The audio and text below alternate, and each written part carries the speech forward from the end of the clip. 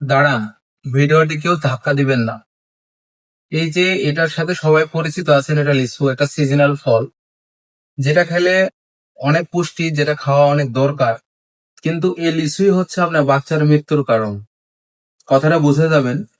আসলে আমরা অনেক ক্ষেত্রে বাচ্চাদের খুশির জন্য লিচু কিনি, সিজনাল ফল কিনা অবশ্যই ভালো, কিন্তু খাওয়ানোর ক্ষেত্রে আমাদের সতর্ক হওয়া উচিত। কারণ এই লিচুটা আমরা মুখের মধ্যে দিয়ে বিচিটা আলাদা করার যে চিন্তা ভাবনা বা কিভাবে বিচিটা আলাদা করতে হয় এটা আমাদের মধ্যে আছে। আমরা খুব সহজেই বিচি এবং আঁশ পার্থক্য করতে পারি, কিন্তু শিশুদের ক্ষেত্রে এটা ঘটে না।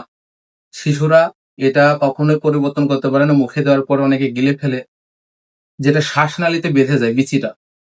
তো আপনাদের সবার উচিত এই লিচুটা যখন শিশু বাচ্চাদের খাওয়াবেন, তবে খুব বেশি পরিমাণে লিচু খাওয়ানো উচিত না, যেহেতু এটা অনেক গরম।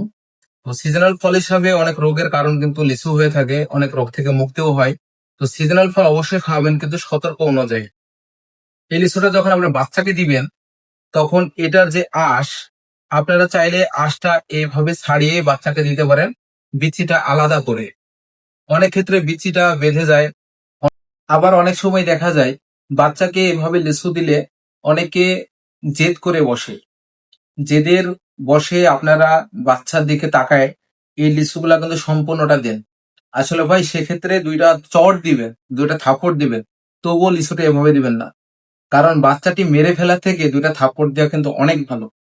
আপনাদের সতর্ক করছি, অনেক শিশু কিন্তু এভাবে মারা যায়।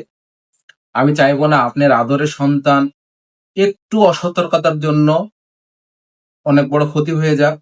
তো আপনারা যারা গার্জিয়ান আছেন, অবশ্যই ৫ বছর অথবা ৭ বছরের বাচ্চাদেরকেও এভাবে লিচু দেওয়ার চিন্তা ভাবনা করবেন বা চেষ্টা করবেন। তো সবাইকে ধন্যবাদ। আসসালামু আলাইকুম।